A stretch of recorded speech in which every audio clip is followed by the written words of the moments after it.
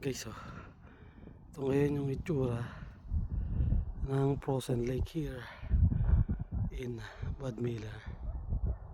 Ito yung sa likod ng Bad Miller. Ayan, oh, nakita natin, oh. Couple siguro to. Ayan, oh. Ayan. Couple yun eh. Ayan, oh. Diba? Yung bandang gitna niyan medyo frozen pa. So kasi pa spring pa lang eh. Yan. Couple. Right. Okay guys.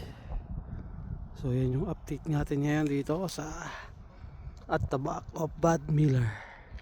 Siyempre nagbike lang tayo.